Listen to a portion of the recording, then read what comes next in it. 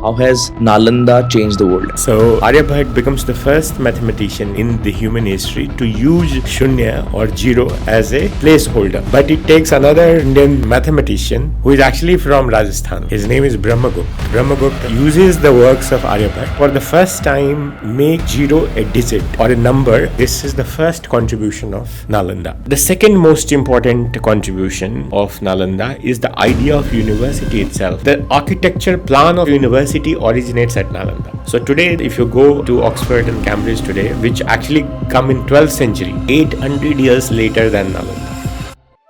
Xuanzang was ordained as a monk at the age of 20. When Xuanzang studied Buddhist texts in China, he found that they contained a lot of discrepancies. A monk advised Xuanzang to go to Nalanda to study there. Xuanzang made the journey to learn the original teachings of Buddhism, collect Buddhist manuscripts to carry back to China, and pay homage to sacred places associated with the Buddha. Nalanda is a very ancient place, so it's even more ancient than Buddha. You often hear the Dalai Lama saying that Nalanda is the mother of Tibetan Buddhism.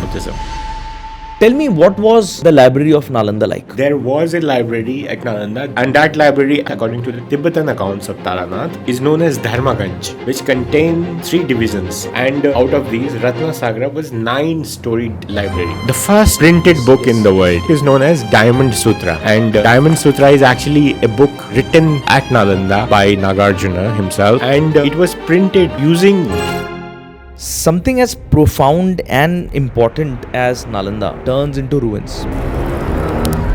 What happened? In 10th century AD, parts of India becomes militarily weak, politically also divided, and this leads to the opportunity for the foreign invaders. So Bakhtiar Khalji moves with only 200 horses, and there's a vivid description of how he enters the monastery, going quietly, like they are doing a peaceful march with 200 horses, and suddenly attacks the monastery. Bakhtiar Khalji enters and kills all the monks.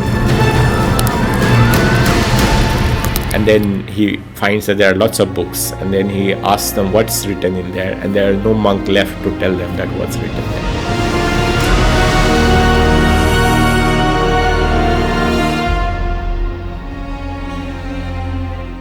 Arrived is closing in on 50k subscribers. Each subscription, each tap on the subscribe button takes us closer. If this channel or any video has helped you for a single second in your life, or has given you something even remotely, or has given you something valuable, please hit subscribe, be counted in the first 50k. Let's roll. Abhay sir, welcome to the Arrived podcast. I have since childhood heard and been fascinated with this ancient university of India called Nalanda. Let me start by asking you this. How has Nalanda changed the world? Well, so have you heard of zero, for example? And where does it come from? From India.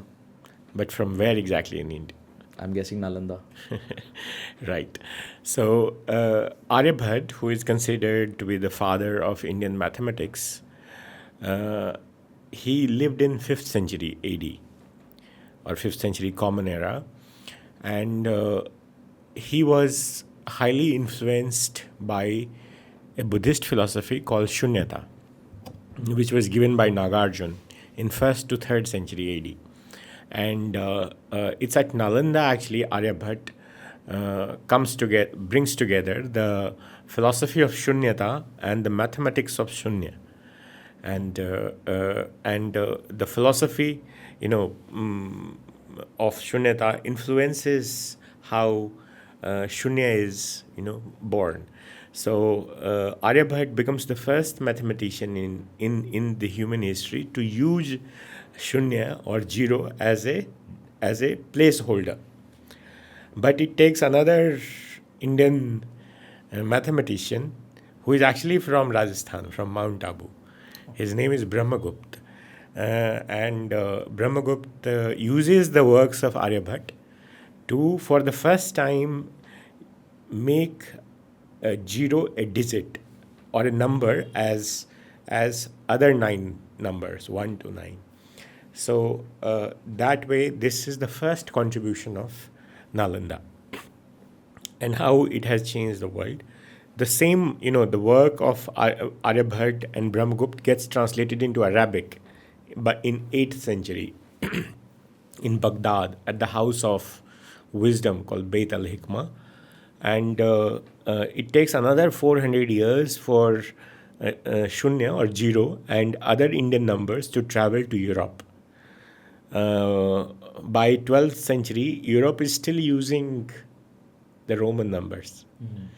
And they're calculating x multiplied by L, But when the Indian numbers reach Europe, and how does it reach? It reaches through a person called Fibonacci. And there's a whole story of the travel of the Indian numbers and zero, including zero. And that leads to European Renaissance, because accounting, suddenly accounting becomes much easier, finance becomes much easier to handle. And another 400 years and you have European Renaissance, because it takes another 400 years for Indian numbers to spread all across Europe. So that's a very simple story of zero and Indian mathematics, but also what we know as today as algebra or algorithm on which AI is based. It all comes from Nalanda, because algebra is nothing but an Arabic name of calculus, or it's like the book of addition, and algorithm is actually the name. It's named after Al-Khwarizmi, the Central Asian mathematician who translates the works of Aryabhata and Brahmagupta into prose from poetry, and uses later on Europe gets calls this mathematical device as algorithm, named after Al-Khwarizmi. So, but the second most important contribution of Nalanda is the idea of university itself. So, what is exactly a university? University is a place which is universal in terms of the students, the source of its students, the source of its teachers, the subjects being taught there, the entrance policy, everything is universal in a university. So, and where does this idea come from? It comes from Nalanda, because in 5th century AD, Nalanda becomes a universal center for learning. When Xuanzang, the Chinese traveler, visits Nalanda, he says that at Nalanda, the teachers are from all across the known world. They're not just from Magad or from Surrounding areas. Yes, surrounding areas. They come from all across the world, and there are 10,000 students studying there, and they are from all across the known world. They are from Bactria, from China, from Korea, from Tibet, from from various parts of Southeast Asia, Sumatra, Java, all these places, Sri Lanka. So it becomes a place for universal gathering of teachers and students. And he says in his writings that not only Buddhist philosophy is taught there, but mathematics, astronomy, grammar, chemistry, medicine, all these, logic, all these are taught at Nalanda. So every discipline which is known to the mankind is taught at Nalanda. And the entrance, about the entrance, he says that there's a Dwarapala Pandit who sits at the gate, and anybody can enter Nalanda who is able to engage with the Dwarapala Pandit. So the success rate is only 20 to 30%, but anybody who is knowledgeable enough can enter Nalanda. Not only princes, mind that. Not only, which was There's no management quota. There's no system of, in the Gurukuls, only certain people can go. But in Nalanda, anybody can enter, of any faith, of any, any social background. those who can engage and in debate and discussion with the Dwarapala Pandit. Now, today, when you look at, you must have been to Oxford and Cambridge, and the architecture plan of a university originates at Nalanda. So today, the campus, if you go to Oxford and Cambridge today, which actually come in 12th century, 800 years later than Nalanda, you see for the first time that the quads and courts of Oxford and Cambridge actually they borrow their architectural plan from the Nalanda Mahavihara, which is called the courtyard plan, and not only Oxford and Cambridge, but anywhere in the world, a college anywhere in the world, a college and a university is nothing but a Buddhist Mahavihara in originality. So how the idea and architectural plan travels from Nalanda to the rest of the world is this way, that in Central Asia, the Buddhist viharas, when they get converted into madrasas, they become the Buddhist vihars, they become madrasas, but their the administration, the architectural plan remains the same. It does. I mean, these things don't change. So recently, I was in Samarkand a few months ago, and I went to see the madrasa there of Ulugh Beg. And before entering the madrasa, I was sure that madrasa would have the same architectural plan of Nalanda Mahavihara. And when I entered it, I was like confirmed that it has the same courtyard plan. There's a courtyard. And what is a courtyard plan? So there's a courtyard, and around the courtyard you have the rooms built, for the students to live, for the monks to live, and these are multi-storied. So there are several floors, and courtyard becomes the place where all the students come and gather and study, where debate and discussion happen, where lectures happen. So that becomes the space for teaching and learning, while the cells, the residences are on the sides of the courtyard. So this becomes the basic education infrastructure or architectural plan, which is known as the courtyard plan. And the first college in Europe, it's called Collège de 18, or in Italy? College of 18 in France. Yes. So that college, is established only in 11th century, and it borrows exactly the same architectural plan of a courtyard plan of a Buddhist vihara. So Nalanda has not only given the world Jiro, but also given the idea and the architectural plan of the university, and the administration of the university, how the administration will happen. So, for example, what started in Europe was called universitas, and universitas were nothing but the guilds, which could award a degree, but did not have a particular infrastructure or architectural plan like a certain building or a financial endowment or administration. So the modern universities, what we see today, are actually a kind of fusion of the Buddhist vihars, or what we call colleges today, and the universitas which could give degrees, and now we know them as universities. So, did the students who study at Nalanda get any degrees of any sorts that you mentioned? No. So Nalanda was actually an institution which was designed to push the boundaries of knowledge. So student did not enter Nalanda to get jobs or degrees. So once they entered the Mahavihara, they could study anything which was known to the mankind. It was interdisciplinary learning, and students studied there to gain enlightenment, not to have any jobs. So they did not have that you will study for 3 years and get out.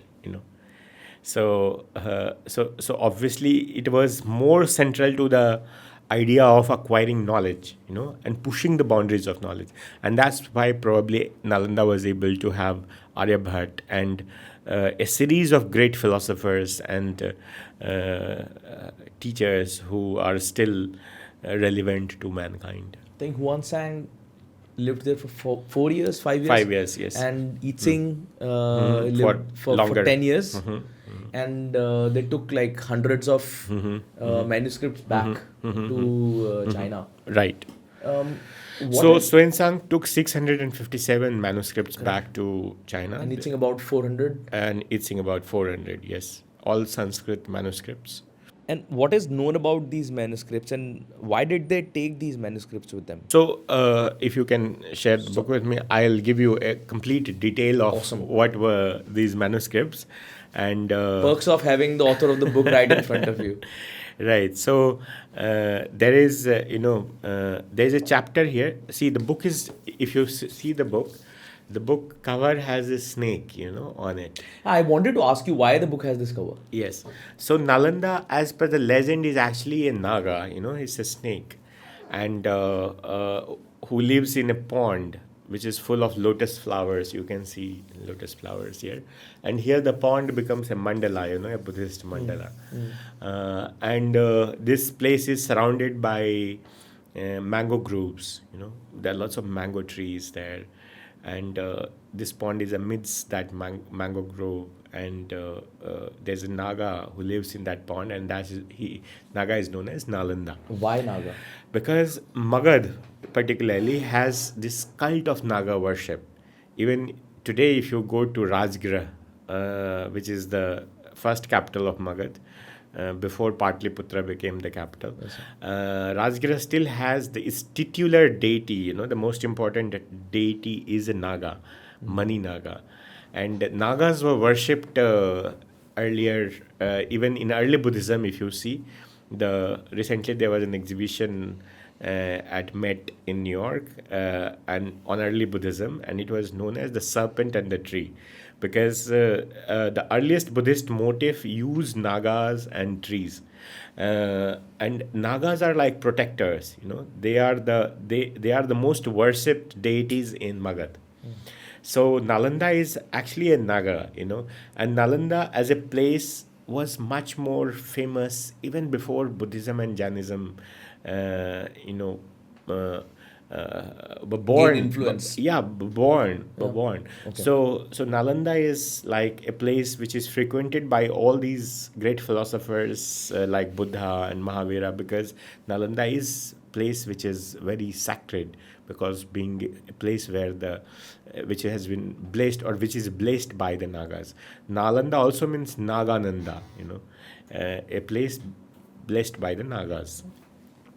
So you can see here, but this book is also divided into 8 chapters, which is a sacred number in Buddhism, and you can see here 8 lotus flowers on the cover page. Maybe you should write something about the cover also on the book, so in the next edition probably. And so 8 chapters. The book. The first chapter is about Nalanda and Rajgriha. The relationship of Rajgriha and Nalanda. Nalanda is the capital. Rajgriha is the capital, and Nalanda is a suburb of Rajgriha, and how they interact with each other. The second chapter in this book is about the 2 great legendary sons of Nalanda. These are Sariputra and Mogglayana. They are the one who are the key architects, of Buddhism as a religion, and they are both from Nalanda. And how Emperor Ashoka builds a stupa for Sariputra in 3rd century BCE, and that's the beginning of Nalanda Mahavihara. So it takes almost 800 years for Nalanda to become a Mahavihara from a simple vihar, Buddhist vihar. What is a vihar and what is a mahavihar? So vihar is like a college, it's like a small college, and mahavihar is like a series of colleges together, and it becomes a university. I just wanted to make sure. I thought. Yeah. I knew that. And then the 3rd chapter is about the great masters or luminaries of Nalanda, who are the great people who taught at Nalanda, what were their contributions, and that includes Nagarjuna, who is considered to be the philosophical founder of Nalanda in first century AD. So you have a series of great philosophers and masters, enlightened people who come to Nalanda to teach at Nalanda from first century AD onwards up to the 12th century AD. So when was Nalanda initiated? Like when did it start? So Nalanda as a vihara, as a simple vihara, As the started, beginning, like the very the first. very first beginning. Nalanda is a very ancient place, so it's even more ancient than Buddha. So Buddha is in 6th century BCE, and Sariputra is also during the same time, 6th century BC. Sariputra is the first chief male disciple of Buddha, and so because Sariputra is such a phenomenal figure in Buddhism, Emperor Ashoka comes to Nalanda in 3rd century BCE and dedicates a stupa for him. And this is the stupa. When he builds this stupa, he also builds a bihara, a Buddhist vihara at the same time. And that's the beginning of Nalanda. And that slowly becomes a reputed center for learning and attracts scholars from all across the known world. And in the 1st century AD, means 300 years later, a great philosopher from South India comes. His name is Nagarjuna. And Nagarjuna is considered to be the philosophical founder of Nalanda. So Nalanda actually is founded as a college in 3rd century BCE by Emperor Ashoka. By 1st century AD, it becomes a much larger space, and by 5th century AD, it becomes a Mahavihara, or a great university. So that's the timeline, and it functions as a Mahavihara from 5th century AD up to 12th century AD. If I'm not wrong, that was around 1193 when Bakhtiyar Khilji supposedly had destroyed. We'll get to that, but I also want to talk a little bit about Xuanzang and his travels and the manuscripts. Can we talk about that a little bit more? Right. So we see that so the 4th chapter is about the foreign scholars at Nalanda, like who all came, and we here have details of what manuscripts Xuanzang took away from Nalanda. And Xuanzang carried 657 sacred texts comprising of 224 Mahayana Sutras, 192 Mahayana Shastras, 14 Sthaviravada Sutras, Shastras and Vinayas, and 15 Mahasanghika texts, 22 Mahisasaka works, 15 Samitya texts, 17 Kasyapya works, 42 Dharmagupta works, 67 Shrastavadin treatises, and 36 Hetu Vidya treatises, and 13 works of grammar. Out of his 75 works of translations, 40 translations were on Abhidharma treatises on various schools, which are his most important contributions. Wow. Sir, let me dig a little deeper into this. Why these texts? What is the significance of these texts? And for somebody who does not know about Buddhism. So see, Buddhism actually starts in 6th century BC, after the Buddha gets enlightenment. And for 600 years, Buddhism is in its original form. But by 1st century AD, Buddhism starts becoming a religion. No, it gets divided into different schools of Buddhism. So by 1st century AD, we have a new school of Buddhism called Mahayana Buddhism, which treats Buddha as a god. While in original Buddhism, which is known as Theravada Buddhism, Buddha is a human being, just like you and me. A guru. And in Mahayana, so Nagarjuna is a philosopher of Mahayana Buddhism. And Nagarjuna is the philosophical founder of Nalanda. And he brings the philosophy of Shunyata, which is also known as Madhyamaka. And this is the philosophy that is the dominant philosophy taught at Nalanda for 500 years before a new philosophy comes from the northwest of India, brought by two brothers named as Asanga and Vasubandhu. They are from Swat Valley, and they come to Nalanda with a new philosophy called Yogacara philosophy. And Yogacara philosophy, the main text of Yogacara philosophy is known as Yogacara Bhumi Sutra.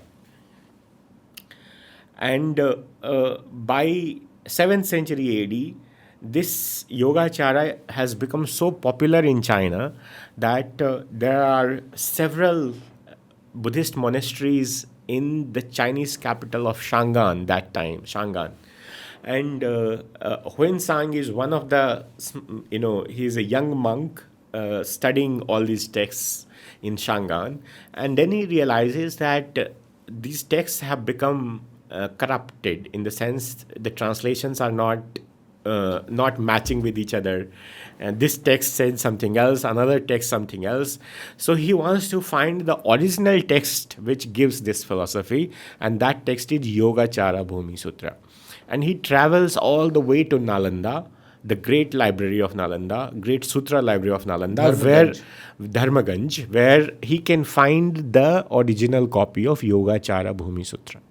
Wow. So he takes a journey which lasts for years just to come to Nalanda. And that's the reason why he traveled to Nalanda. That's the reason why he comes to Nalanda, to just get a copy of Yogacara Bhumi Sutra. Wow. And then he travels, he travels against the diktats of the Chinese Tang emperor, who has banned all the Chinese to leave the Chinese territory. And he takes personal risks. His life is lost. I mean, almost on the verge of being lost several times, and he's miraculously saved a number of times. And then he comes to Nalanda to just copy Yogacara Bhumi Sutra. But when he goes back, you can see how many texts he carries back with him. And then when he goes back, the Chinese Tang emperor welcomes him with red carpet and sets up a translation bureau to translate all these texts into Chinese. Because Buddhism is the dominant philosophy in Tang China in 7th century. And everybody is curious to know what is there in Buddhism. So Buddhism is like a new religion which is sweeping across China at that time. And everybody is interested there. So all these Buddhist texts are translated into Mandarin, and a pagoda is built called the Wild Goose Pagoda, is built to host all these sacred texts in China. That pagoda still stands in the Chinese city of Xi'an, which is the new name of the old capital, Shangan. And are these manuscripts still there? So the translations are there, which have been kept in this pagoda. The original manuscripts may not have survived, but translations are still kept in that pagoda. Okay, so this is fascinating. Let me dig a little deeper into this. When Xuanzang was traveling to Nalanda, during this period, what was the talk about Nalanda in China? Mm-hmm. So there's a beautiful description in this book when Xuanzang arrives in Nalanda. There's a whole chapter on actually foreign monks at Nalanda, foreign scholars at Nalanda. It's chapter 4 actually, and how is he received? So he when he starts his journey. It's China is you can see that Xuanzang was ordained as a monk at the age of 20. When he's just 20 years old, in China. And 7 years later, at the age of 27, he embarks on a journey to India in 629 CE. When Xuanzang studied Buddhist texts in China, he found that they contained a lot of discrepancies owing to multiple interpretations of Buddha's teachings. He realized that if there would be one complete version of the Yogacara Bhumi Sutra, discourses on the stages of yogic practice, the disagreements arising out of multiple interpretations could be removed. A monk advised Xuanzang to go to Nalanda to study there. Xuanzang made the journey to learn the original teachings of Buddhism, collect Buddhist manuscripts to carry back to China, and pay homage to sacred places associated with the Buddha. In 629 CE, the Tang dynasty had plunged into chaos.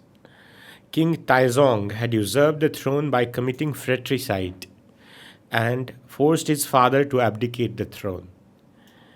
There was widespread civil unrest, and subjects of the states were not allowed to leave the empire and travel abroad. Thus, when Xuanzang put in his request with the king for permission to go to India, the king refused to grant him the permission. Left with no choice, Xuanzang decided to go to India secretly.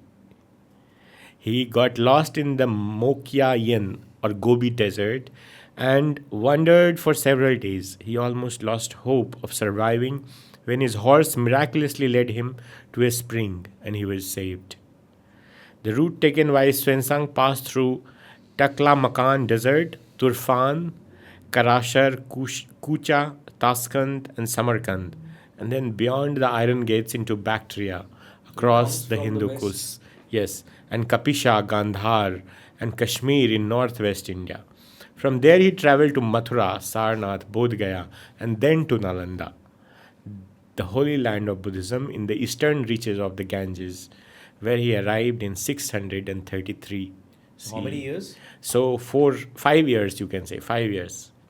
No, to arrive. It took him 5 years. He started his journey in 629 and reached Nalanda in 633 CE. Xuanzang came across the Central Asian kingdoms such as Yanqi or Agni, Kucha, and Khotan that used a modified Indic script. He recorded the Buddhist legends and miracles associated with the sites he visited and the Buddhist relics he saw on his way to India in great detail, as well as his interaction with the Indian ruler Harshvardhan. And when he comes to Nalanda, he is, it says that, he after he had rested, he was granted an audience with Silabhadra, the head of the Nalanda University, during which he expressed the reason for his travel to India to learn Yogacara, and then he requested Silabhadra to accept him as his disciple. Whereupon, following the rest, he entered to salute this eminent person. Having seen him, then the chief almoner presented him with all things necessary without stint, paying his respects according to the proper ceremony, approaching him on his knees and kissing his feet, and bowing his head to the ground. The usual greetings had compliments being finished. Shilabhadra ordered seats to be brought and spread out and desired the master of the law, that is Xuanzang, and the rest to be seated. When seated, he asked the master of law from what part he came. In reply, he said, I have come from the country of China, desiring to learn from your instruction the principles of Yoga Shastra. Traveling for 5 years, then staying there for 5 years. Yes. That's 10 years of his life, and then of And course then going back 4 years. So 4 total years, 14 years. 14 years of his life dedicated Yes. to this. Yes. I'm digressing a little bit from the topic, and it's fascinating to me because it shows how important was philosophy back then. And why do you think philosophy was so important back then, and what has happened now? So see, the philosophy was the path to enlightenment. So Yogacara philosophy or Shunyata philosophy in Buddhism, but both leading to enlightenment. So for example, today, like when a child is born, parents want him to become a politician or a cricketer or a doctor or an an engineer or a bureaucrat. But those days, Or an IFS officer, sir. exactly.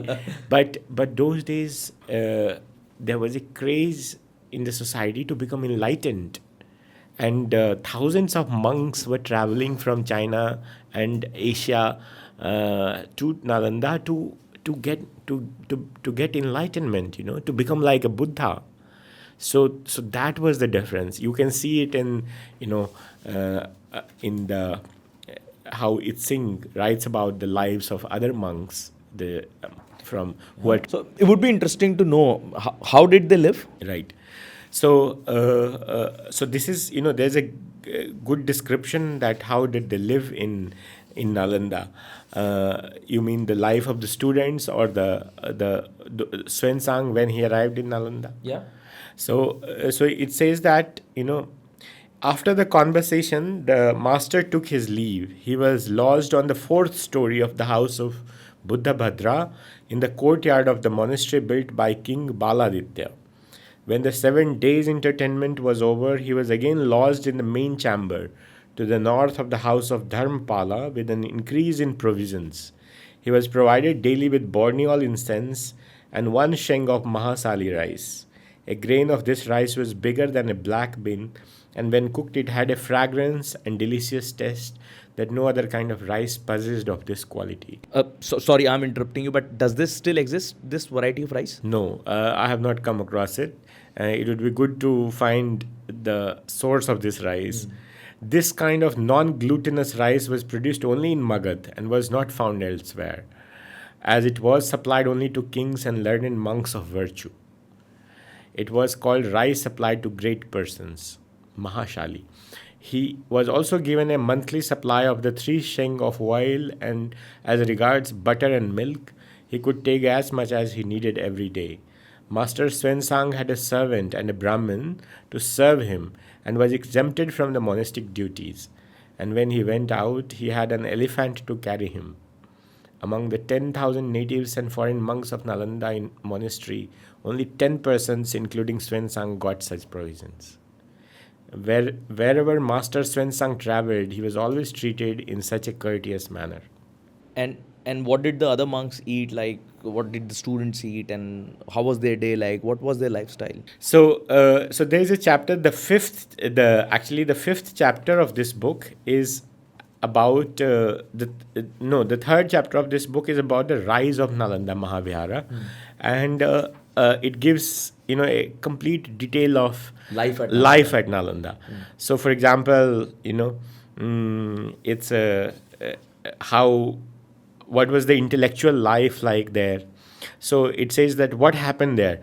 The priests, or the students, to the number of several thousands, are the men of highest ability and talent. Their distinction is great at the present time, and there are many hundreds whose fame has rapidly spread through distant regions. Their conduct is pure and unblameable. They sincerely follow the precepts of moral law. The rules of the monastery are severe, and all the priests are bound to observe them. The countries of India respect and follow them. The day is not sufficient for asking and answering profound questions. From morning till night, they engage in discussion. The young and the old mutually help one another. Those who cannot discuss questions out of 3 Pitika are little esteemed and are obliged to hide themselves for shame. Learned men from different cities on this account, who desire to acquire quickly a renown in discussion, come here in multitudes to settle their doubts, and then the streams of their wisdom spread far and wide. And it says, Xuanzang tells his disciple, Huili, that within the monastery, they arrange 100 pulpits for preaching, and the students attend these discourses without any fail, even for a minute. So every day, 100 different lectures were being organized. Was these lectures, or were there debates being organized? So here he says preachings, means that these are the lectures, and then, of course, followed by debate and discussion on them. So he says diversity of subjects taught. He writes, as Xuanzang notes, all study the great vehicle and the 18 sects, and not only so, 18 sects of Buddhism, and not only so, but even works such as Vedas and other books, the Hetu Vidya, the Shabd Vidya, and the Chikitsa Vidya, the works of Atharva Veda, the Sankhya.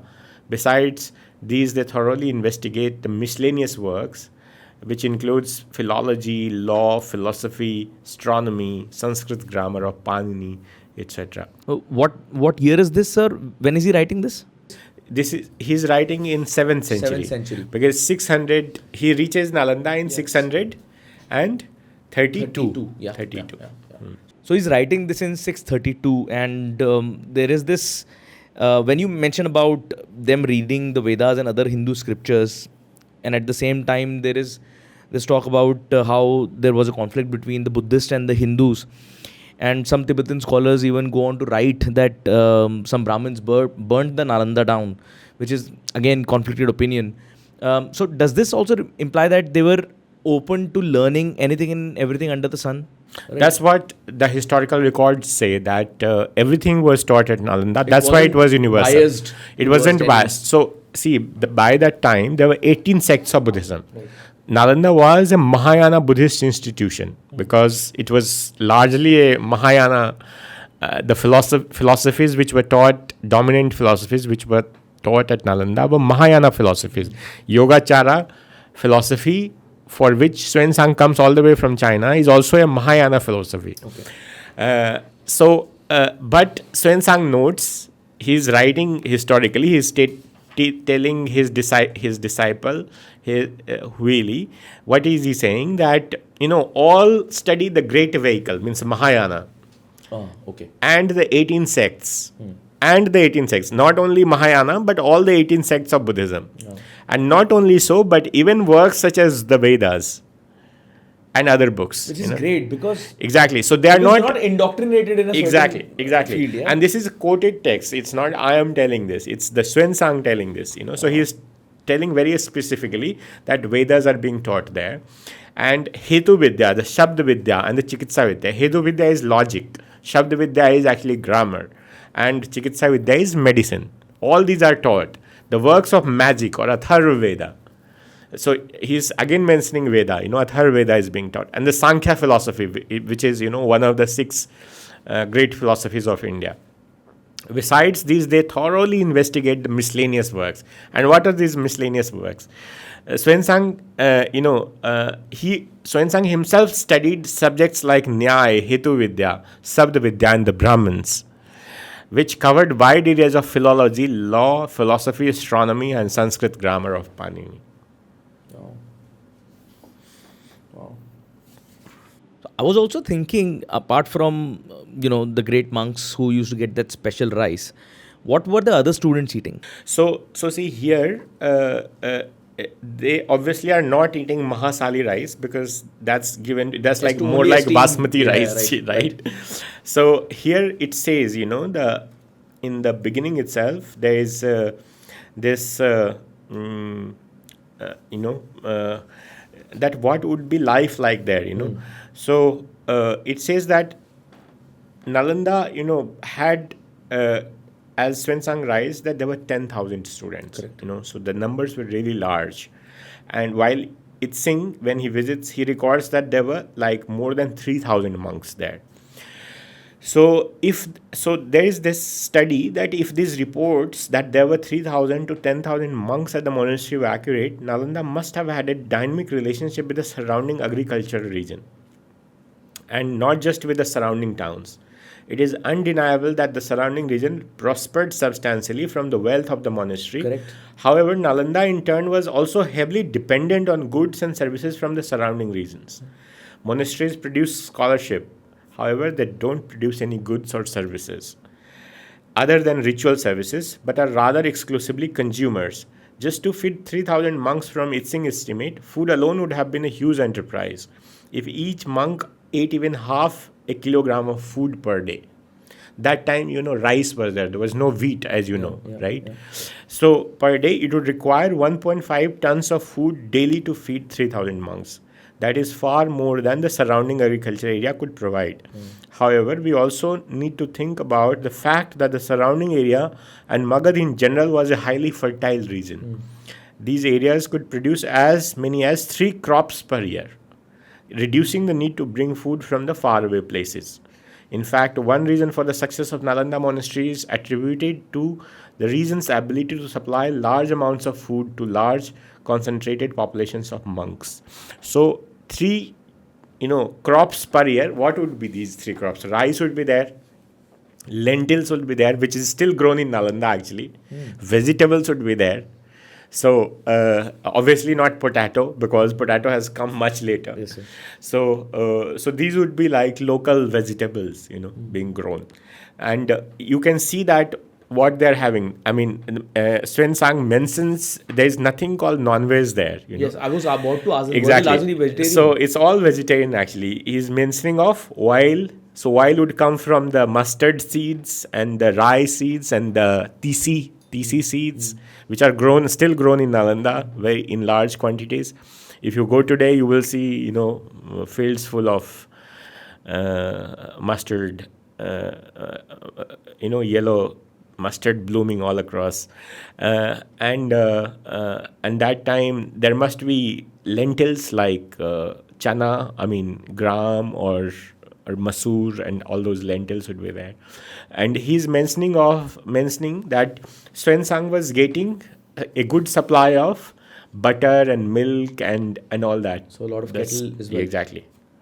Also, I think a lot about this, and when you talk about Dwarpala being so educated that he's taking entrance examinations, what does it tell you about the society, as in terms of the dignity of labor?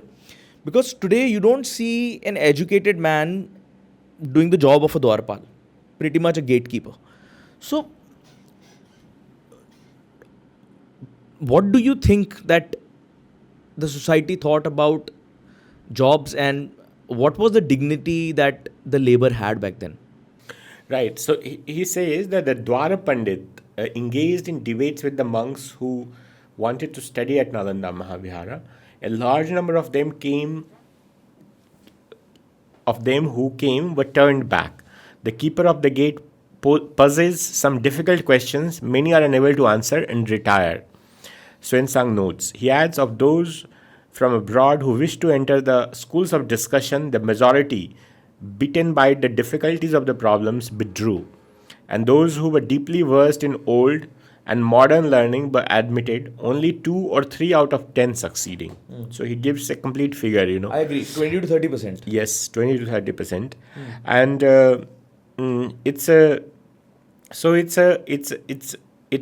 it shows that, Dwara Pandit, who was responsible for examining the students. Is Dwarpala equivalent to the head security guard? Yes. Correct me So of course there would be security as well, yes. that time. That's why I but said the head also, of security. but this is the person who is Dwara Pandit. He's sort of an examiner at the entrance. examiner. Exactly. Yeah, he's not a guard, obviously. Of course not. Yeah. So, is there any mention of dignity of labor in the society? And we're talking about education, and when you talk about education, it tells a lot about how the society was. When I talk about dignity of labor, let me give you an example as to what I mean, and what I mean to ask you is that if you are in India, for example, and you work at a restaurant, the job of a waiter is not looked upon very nicely. But if you are in the US and you can be the daughter of the president of the United States and work at McDonald's. If I'm not wrong, the President Obama's daughter, she worked at McDonald's when he was serving as the president. And this shows that the American society, or the society in the West by and large, gives that respect to anyone and everyone in the social hierarchy. And this does not exist in India right now. But did it exist back then? And did the book or did your research tell anything about this? Well, see, the Buddhism is exactly, it was Buddhist philosophy was to treat everybody as equal. And that's what led to the rise of Buddhism, and acceptability of Buddhism among, particularly among the downtrodden sections of the society. Because Buddhism, if you see, it's sort of a philosophy against Brahmanism and the ritualistic Brahmanism, where you have a caste hierarchy, right? Yeah. So Buddhism, in a way, flattens that hierarchy, right? So therefore, you can say that in Buddhism, and therefore the gates of Nalanda were open not only for Brahmins but for everybody. That's a good way to look at it. Exactly. Yeah. And in Buddhism, like if you look at many people who are even today becoming Buddhists are actually they come from sections of the society which feel that they are being oppressed. So now I want to talk a little bit about the library of Nalanda, and I believe that the real treasure of any society is basically the knowledge that it has. And tell me, what was the library of Nalanda like? So, see, there was a library at Nalanda, that is for sure. Because when Xuanzang goes back from Nalanda, he carries Manuscripts. 657 manuscripts. Correct. It would not be possible if there were no manuscripts there. Correct. So, there was a library. Itzing carries 400 Sanskrit texts, and each monk, who is coming to Nalanda, is also copying texts and carrying with texts with them. So, would it be possible if there was no library there? So, obviously, there is a library there, but and that library, according to Taranath, according to the Tibetan accounts of Taranath, is known as Dharmaganj, the mountain of truth. Dharmaganj means the mountain of truth or mountain of Dharma, which contain 3 divisions: Ratna Dadhi, the sea of jewels; Ratna Sagara, the ocean of jewels; and Ratna Ranjaka, the jewel adorned. And Ratna Sagara, out of these, Ratna Sagara was 9-storied library. Whoa. It was had 9 There was a skyscraper back then. Exactly. So 9 stories during that time would certainly be a skyscraper. Today, the JNU's library is 9-story. So in this age, imagine, and this was way back in 7th century AD. So of course there was a library, but since Nalanda has not been completely excavated, and there is no architectural evidence still there of a 9-storied library there. So, but it is evident from the large number of Sanskrit texts collected by both Xuanzang and Itzing during their stay in Nalanda that Nalanda had a great library. Yeah, and also it had the books or manuscripts, as you mentioned, on subjects ranging from mathematics to logic to philosophy, and so on and so forth. But it makes me think, and I'm just thinking out loud here, also because you're a diplomat sitting right across me. How do you think that this place acted as a center for diplomacy for India at that time? Because people from all across Southeast Asia are visiting. What do you think about Nalanda being a diplomatic center? So see, there are written evidences of diplomacy there. There are inscriptions. So, for example, there is an inscription which says that the king of Sumatra, is asking the Pala ruler to dedicate 5 villages, of for the upkeep of a monastery which is meant to house the monks from Sumatra at Nalanda. So there is a written evidence of diplomacy, and I want to read this, Please go ahead. Here in the patrons, for example.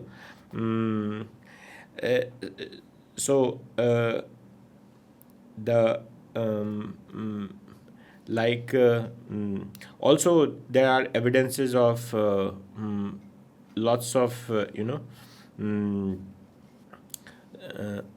so this is the king of the Pala dynasty were great patrons of Nalanda. The name Dharmapala Deva occurs on a copper plate found at Nalanda bearing a defaced inscription. A number of metallic figures also refer to King Devapala. Then there are 2 inscriptions, one of which refers to the construction of Nalanda of a vihara by Balaputra Dev, king of Suvarnadipa or Sumatra. And the grant by King Devapala Dev of Bengal of 5 villages for the maintenance of this monastery at Balaputra Deva's request, conveyed to the Pala king by his ambassador Balavarman. The Ghoshrava inscription described Devpala's favorite Veeradeva, a Nalanda scholar who later became the head of the Mahavihara. So you have this inscription actually. This is a number of metallic figures refer to King Devapala, and there are two inscriptions, one of which refers to the construction of Nalanda of a vihara by Balaputra Deva, king of Suvarnadipa.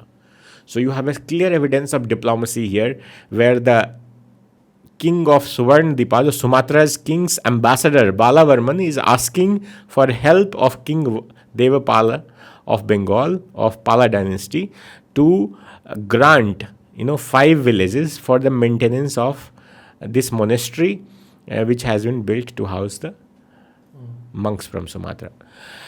But also you have evidence of also when Xuanzang comes from Tang, China, he has great reception at the court of King Harshvardhan, and he also is credited to establish diplomatic relations, in fact, between Harshvardhan and the Tang Emperor Taizong. So for the first time you have a diplomatic relations between India and China, you can say. Pretty much. So that's another thanks to Nalanda. But Nalanda itself becomes a center for a melting pot, where you have monks, influential people, scholars, coming to, scholars, mathematicians, all kind of people, knowledgeable people coming there and influencing each other. So it's also a cultural center, a cultural hub, a melting pot, where all different strands of thoughts, ideas come together, and then from there they travel across the world, because they come to Nalanda, and from Nalanda they go back to the rest of the world. And apart from China, the country that had the most impact of Nalanda? Tibet, for example. So there is this Tibetan monk whose name is Thonmi Sambhut. And he travels to Nalanda at the same time when Xuanzang is there, in 7th century. And Thonmi Sambhut, I have written about him in he's one of the great luminaries of Nalanda, who comes there. And what he does at Nalanda is that he takes away the script from there, which is known as the Gupta script. And Gupta script. Yes. Not the Gupta script. Not Gupta script. Gupta script. And Gupta script is the script which becomes the basis for making the Tibetan script. So the Tibetan script, actually Tibetan grammar, they all are taken from Nalanda. So Tibetan today, if you can see that, the whole Tibetan Buddhism today, you often hear the Dalai Lama saying that Nalanda is the mother of Tibetan Buddhism. So and I think later, recently Dalai Lama also donated some manuscripts to the Nalanda University, correct? Is that coming from the same Nalanda time? Mahavihara? Yeah. Yes.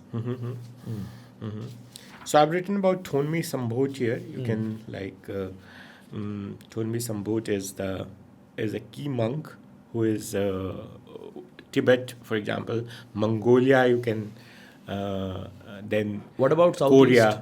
Korea, Yeah. Sumatra. Indonesia. Yes. So all these places have great impact. Did Sri it Lanka. did it also have any influence on the West? Yes. So here, the 7th chapter is actually the chapter on how Nalanda has shaped our modern world.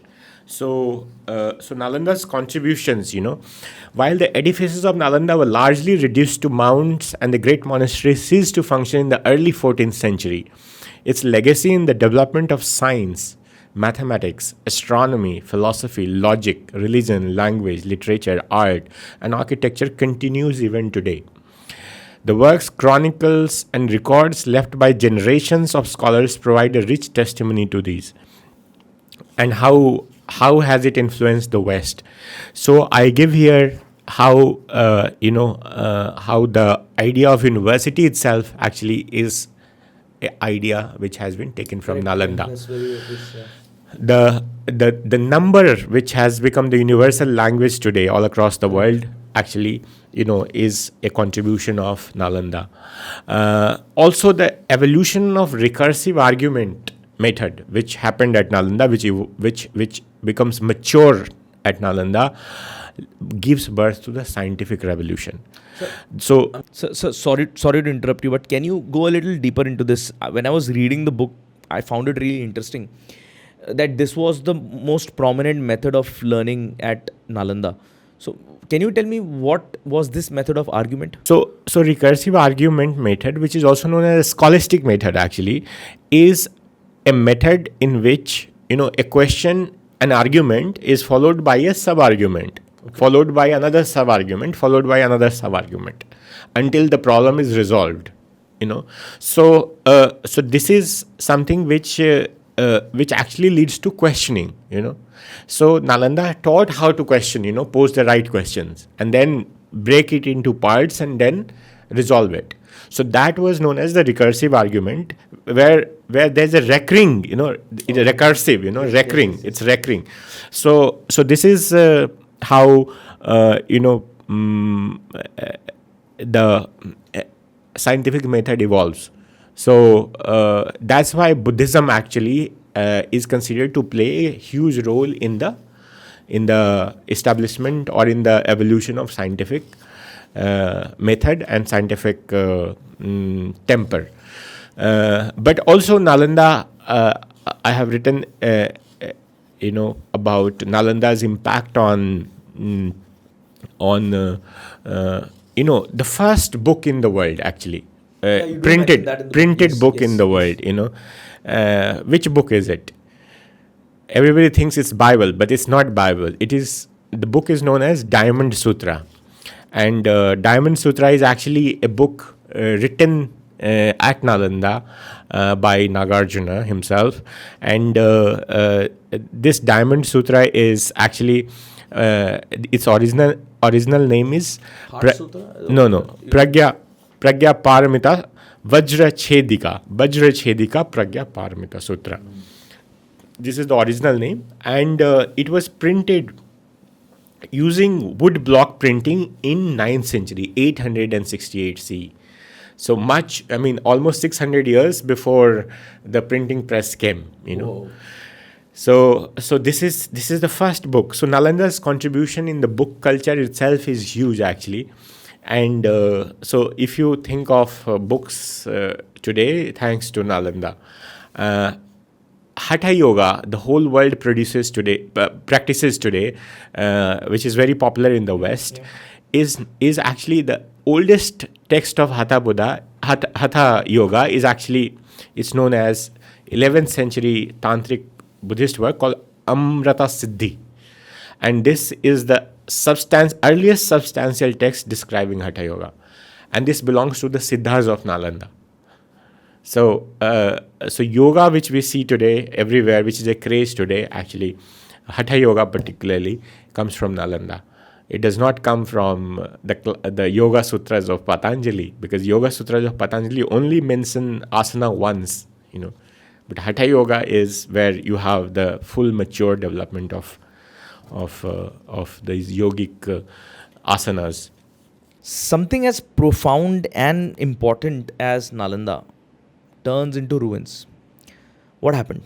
Well, so if you see, lots of things happened. If you look at India in 10th century AD, India is divided by 10th century AD. The empires, unified empires of the Mauryas and the Guptas are long gone. Harsvardhan is also gone. The Pala dynasty, which kept a hold, for the next 300 years, are also, in the last stages. So by 10th century, we are fighting with each other. So we have the Palas in the east, the Rashtrakutas in the south, and we have the Chauhans in the west, and they are all fighting each other. This is known as the tripartite struggle to control power in Indian subcontinent. and this lead goes on for actually centuries, so for next 200 years they are fighting each other, and India becomes, Indian parts of India becomes militarily weak, politically also divided, and this leads to the opportunity for the foreign invaders to enter the subcontinent. And by end of 12th century, you have this battle of the second battle of Tarai. The first battle of Tarai is won by Prithviraj Chauhan. The second battle of Tarai, he loses the war, loses the battle to Muhammad of Ghor. And Muhammad of Ghor has three generals, famous ones. One, Qutb Uddin Aibak, after whom Qutb Minar is named. And another is Bakhtiar Khalji, who goes to the east of India. And so Bakhtiar Khalji moves moves with only 200 horses, and he goes to a place called Odantapuri, which is considered to be Bihar Sharif today. Another university, right? Another great monastery, very close to Nalanda, just 12 kilometers from Nalanda. And there's a vivid description of how he enters the monastery, without warning, going quietly, like as if they are doing a peaceful march with 200 horses, and suddenly attacks the monastery. But after attacking the monastery, he realizes that it has lots of books, and all the residents are actually monks.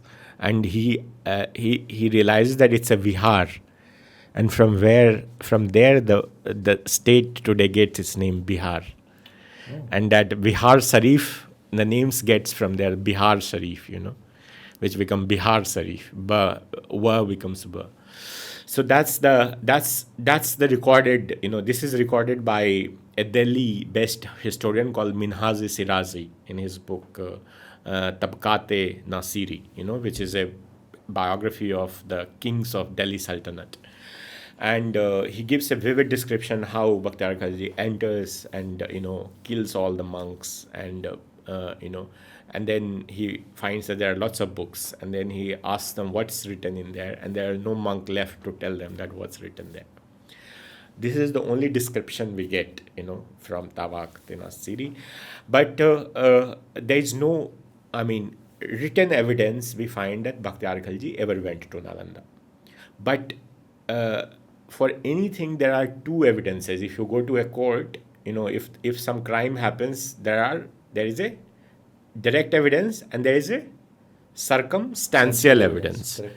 Now, if we take this matter to the court would examine that, okay, there is no direct evidence, but the circumstantial evidence is that if Bakhtiar goes to Odantapuri, he must have gone to Nalanda as well, because Nalanda was much more famous and is just 12 kilometers away from there. So you would not, go to which is much larger, but there's a historical gap there. So as a historian, we cannot say that Bakhtiar went there until there is an evidence, But there is an evidence, 100% evidence of Turks going to Nalanda. Okay. So in 1235, there is this Tibetan monk whose name is Dharma Swami, who comes to Nalanda to study. And he finds that Nalanda now, out of 14 Mahaviharas at Nalanda, great monasteries, only 2 are functional. And there is one teacher who is 85 years old. His name is Rahul Sribhadra. And there are, about 60, 70 students he has, and he joins them. And only Nalanda is barely functional. And then he gives a vivid description of, what happened. What happened at Nalanda. So, are we talking about that story where Bakhtiar Khilji falls ill? No. So, that is not there. Okay, so first you tell what there is. What is there in the book? So Dharma Swami gives a vivid description of that the Tibetan Dharma Swami says that, he tells us that, according to Taranath, regular and sustained raids by the Turuskas, armed bands, massacred many monks at Nalanda and many fled in hordes. He adds that Pandit Sakyasri went to Jagdala in Odisha, or in the east. He spent 3 years there and then went to Tibet. The great Ratna Rakshita went to Nepal. Some of the great Pandits, like the great teacher Nanaka Gupta, along with 100 minor Pandits, went to southwest of India. The great scholar Buddha Sanmitra and Dasawala's disciple Bajrasan, along with minor Pandits, fled to the south. The 16 Mahanthas, including the scholars Sangha Masif, Gyana, Ravi Sri Bhadra, Chandraka Gupta, along with 200 minor Pandits, went east to Fukan, Munan, Kambos, and other places. Thus, the law became almost extinct in Magad. And Dharma Swami writes that in 1235, Nalanda was again attacked by the Turuskas of Odantapuri.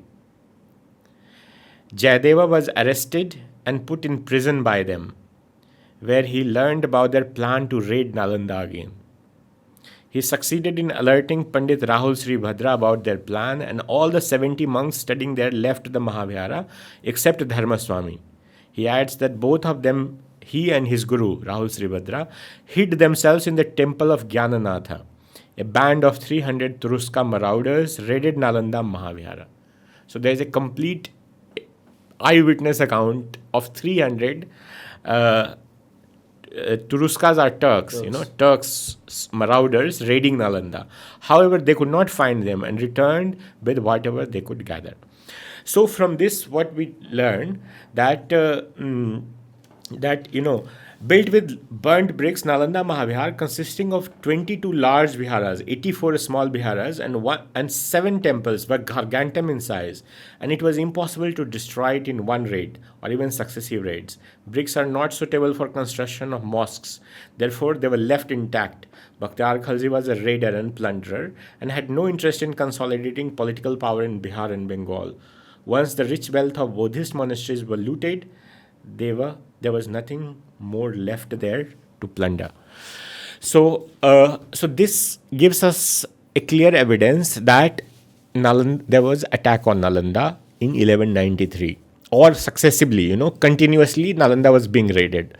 But in 1235, there is an eyewitness account of 300 Turks raiding Nalanda. Now, whether Bakhtiar Khalji himself went there or not, but Turks did go to Nalanda. There is a solid evidence of that.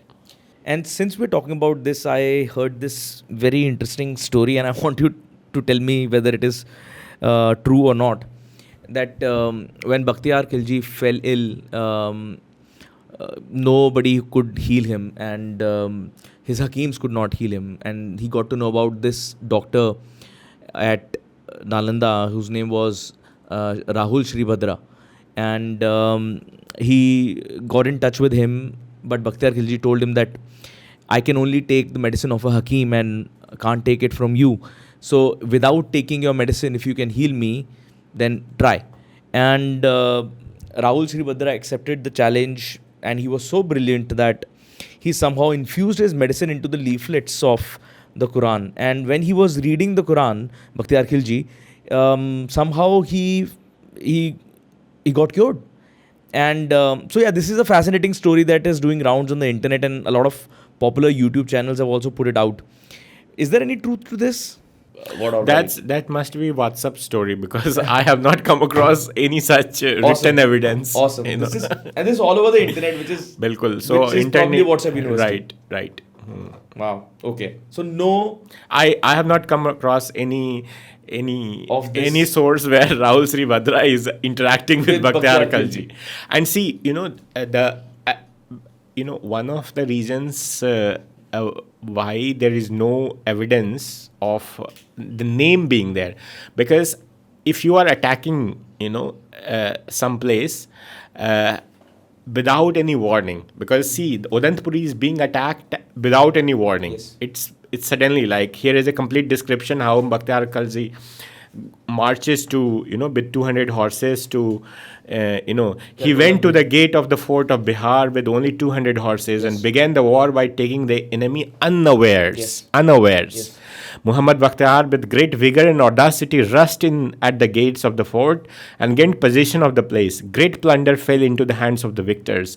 Most of the inhabitants of the place were Brahmins with shaven heads. They were put to death. Large numbers of books were found there, and when the Muhammadans saw them, they called for some person to explain their contents. But all the men had been killed. It was discovered that whole fort and city was a place of study, madrasa. And it was That's written it. by Minhaj. This is from the Minhaj's book, Tabqat-e-Nasiri. But there is no mention here of of this is about Bihar or Odantpuri. So this, some people interpret that this Bihar could be Nalanda as well, because only Bihar is written. There is no mention of Odantpuri. So and those, if you are attacking unawares, then people don't know who you are.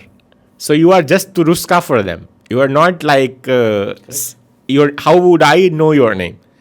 So so when people say that, oh, it's not been written anywhere that he went there, but how would a historian who is writing about that place would know that who is the person? It's not a battle between predetermined battle between two kings. It's like a raid actually, and raid which is like done in catching the enemy unaware.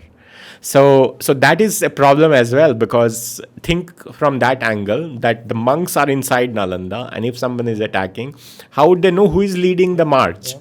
And there's another story that I came across again where some Hindu monks came around and asked for water, and some Buddhist monks at Nalanda splashed some dirty water on them, which obviously did not sit well with them. So they did some yagna, and some majestic fire appeared and it burnt the whole university down.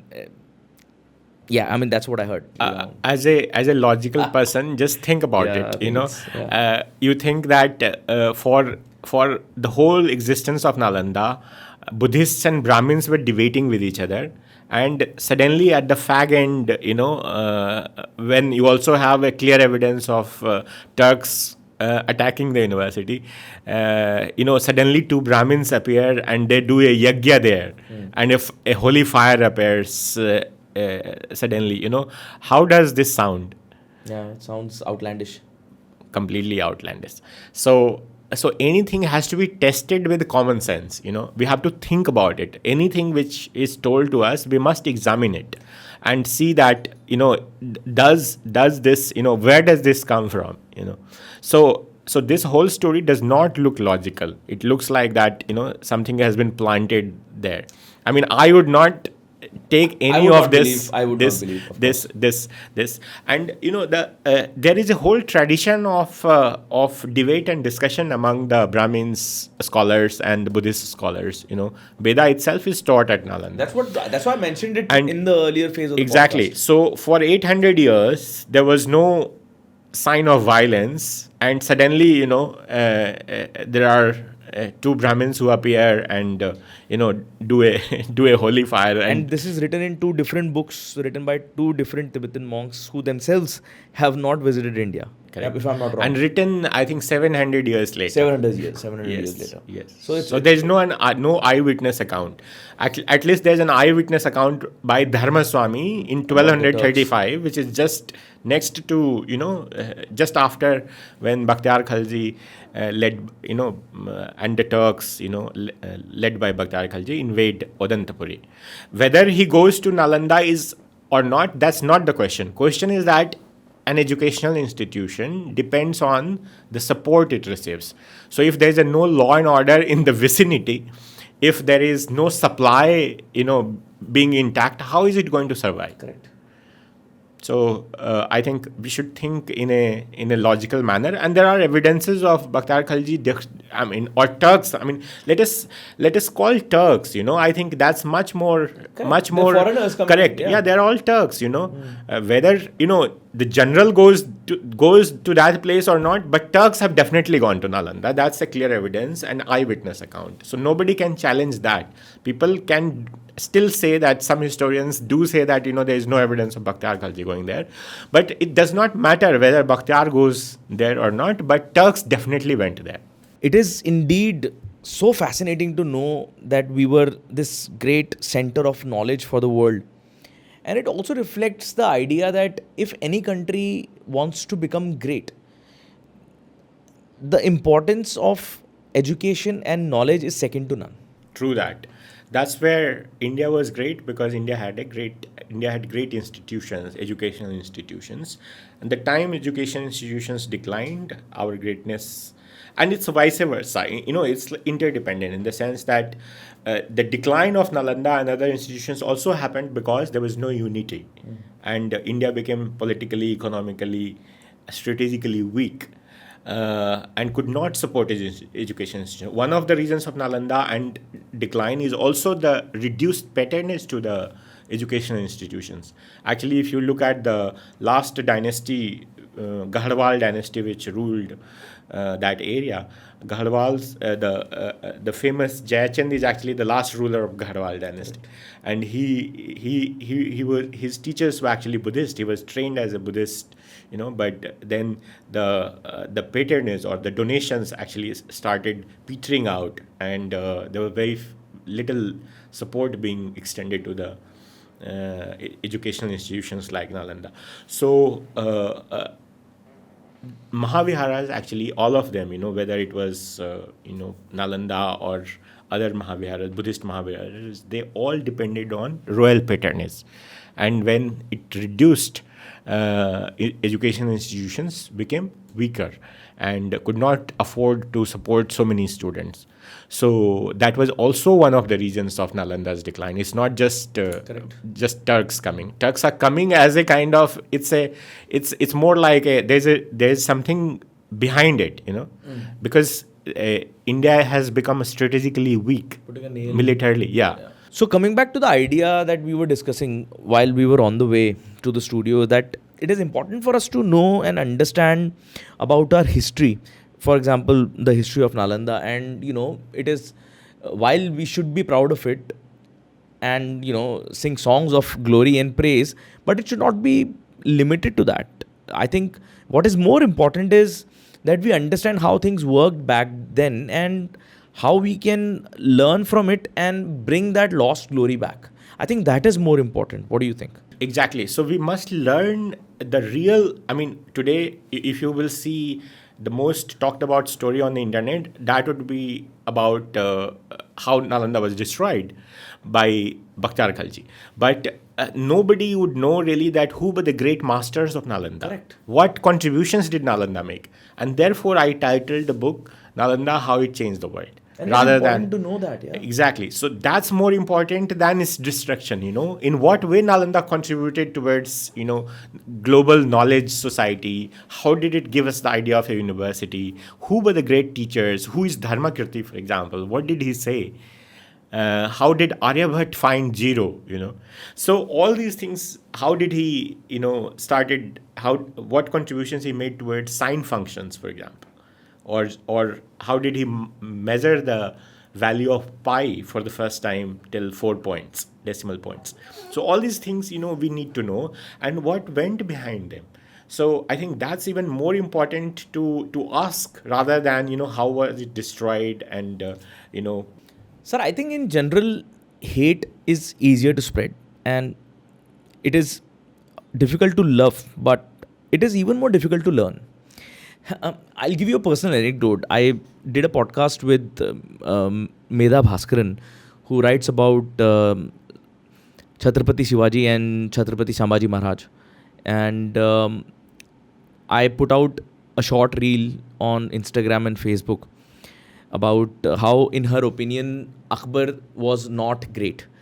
And this podcast was not about whether Akbar was great or not. It was about learning what happened back then and how were the Mughals and how did Chhatrapati Shivaji Maharaj and his son deal with them.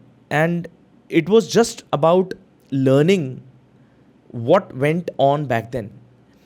But people based their judgments on a 60-second video that was not even talking about hating a certain person or a community.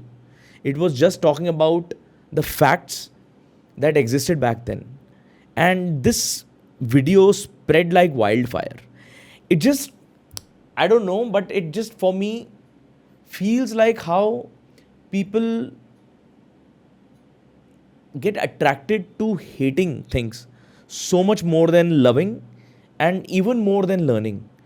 And that is why these conversations like one we are having today are important, that we need to understand why and how important it is for us to learn how to learn and not just be swayed away by narratives that exist around us. Once we have the knowledge, then we have the power to decide whether something is right or wrong.